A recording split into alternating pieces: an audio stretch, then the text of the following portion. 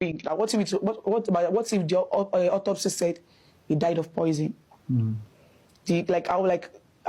so grateful that I was with my mother that day because it's not as if I had the intention of recording it, but I just had to do the recording because his intention was really bad. Yeah. And for him to have thought of something like that, I feel like this man does not have my best interest at heart. But I was so fortunate to be my mother that day, so I had to put that thing on record. But that essentially means that your father-in-law wanted to accuse you of murdering your husband. He has tried. There is nothing he has not said. So when he got to realize it was my product, but I know that prepared that last time, he stopped that poisoning narrative.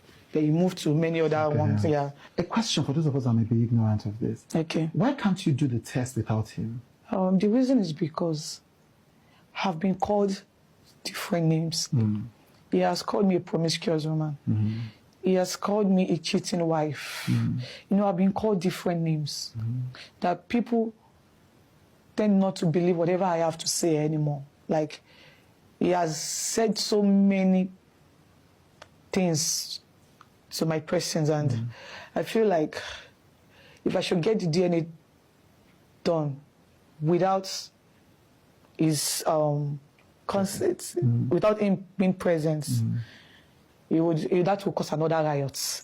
That will cause another problem, because that is what he actually want me to just do one silly mistake, because he knows that I already caught him. I'm about to stop his means of surviving, and he knows that once. So now he just want to frustrate me to do things out of anger. Yeah. So he want to frustrate me to go ahead and do the DNA. So once it is done, then he will start going out there that, the result is fake.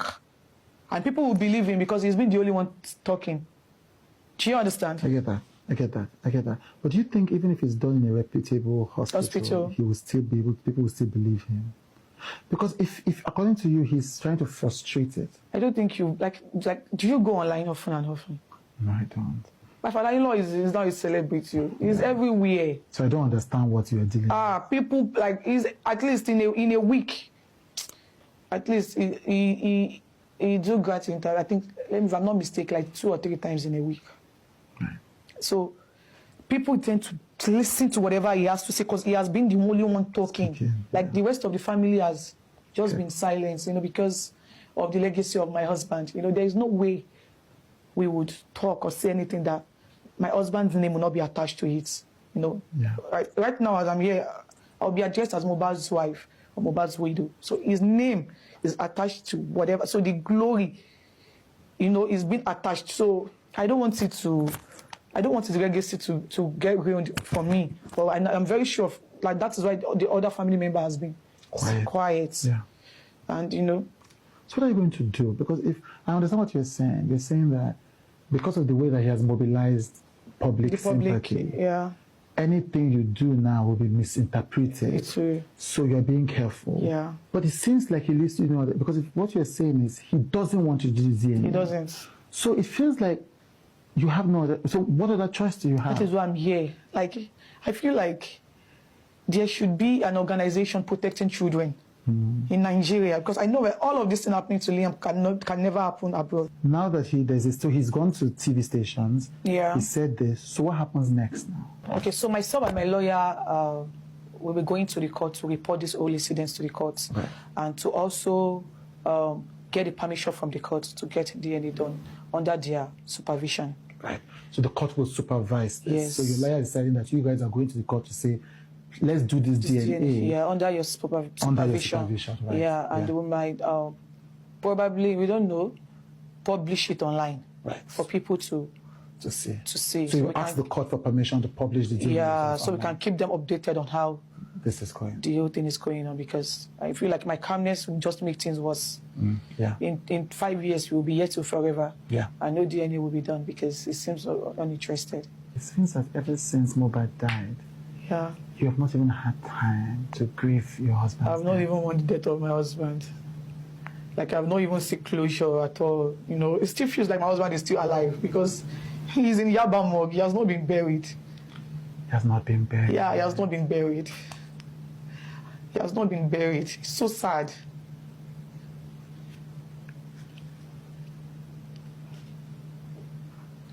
It has not been buried. And it's been pieces twice. You know, they literally did 2 autopsies. The government autopsy and the private autopsy my father-in-law did. Yeah. And I can tell you for a fact that there is no genuine reason why he's still there. My father-in-law has no genuine reason. But, you know, a lot has been said. You know, he's been gotten interviewed saying the government has been the one delaying my husband's the inquest. Meanwhile, it was one of his supporters that, like the woman has been on, like the woman is always on TikTok 247.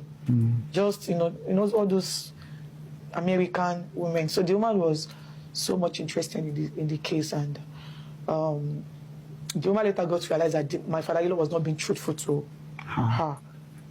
So she said she wants to, like, she's interested in the case, and she wants to have a personal lawyer to join the inquest. So the lawyer submitted an application to the coroner, to the magistrate courts, that he wants to join the inquest, and he also wants the inquest to start from the beginning again. Like, he wants us to start all over again. Yes. So that'll be a third process. So the lawyer and the judge at the court has been, you know, there's been back and forth. That is why the inquest is on hold. But my father-in-law has been granting interview, manipulating the government. So you're saying even your father-in-law is also part of the process that is delaying the burial? That is the funniest thing. That the burial of his son is being delayed also because of all this drama that your father-in-law is causing. And he knows what to do to get things done. Like, all he has to do is just talk to that woman, because they used to be friends before they had issues. So all you have to do is just talk to that woman, so that the woman can, you know, probably withdraw, or, you know, so they can just make an agreement, so that the court can open the coroner inquest. But he has refused to do the needful. Instead, he was always going on interviews, screaming the government's name. But he's the one delaying the process. Himself, him and his supporter. Do you accept the results of the coroner inquest? Man, that is another question. That is another awful question, because I knew that there is a nurse involved in this case. You know, he reacted to injection, and since my husband, even the night my husband died, that my father-in-law got to the house, you know, the nurse even narrated everything that happened to him. In fact, my husband's manager wanted to get the nurse arrested that night, but he asked us to let her go. That he does not have any business with her. Your father-in-law asked them to let the nurse go. That we should let her go. That he doesn't have any business with her. And, you know, he despite the begging that, you know, a lot of people begged him not to bury my husband that night, but he insisted I was going to bury him. In fact, even the day they wanted to bury my husband, they didn't inform me. I got to know online. You were not informed that you were going to bury your husband? Mr. Chu, a whole lot has happened. Even the day my husband, even the day of his burial, they wanted to kidnap Liam from me at this time. Like, my father-in-law and there's one woman, the woman is like, I don't know, I don't want to call it, the woman is, but they have a relationship, they have a close relationship. You know, it's more like they had plans in collecting Liam from me that day, because it got worse to the extent that we had to put Liam inside nylon to take him out of that space. So you're saying this battles you've been fighting started from the day second day my husband died up to this moment. Up to this moment. And so, you know, the fact that the autopsy results came out inconclusive is one thing that I don't, you know, it's hard to accept. Because I knew so well that my husband actually had an injury from the fight he had with his friend. Which friend? His name is Prime Boy. Okay. And I also knew that he reacted to an injection. Because my husband was fine before the nurse came, although he had an injury. In fact, the day he died, he had a podcast with one girl. What's the girl's name? Susan Pork. Susan Pajok. Pajok, yeah, I think. I don't know.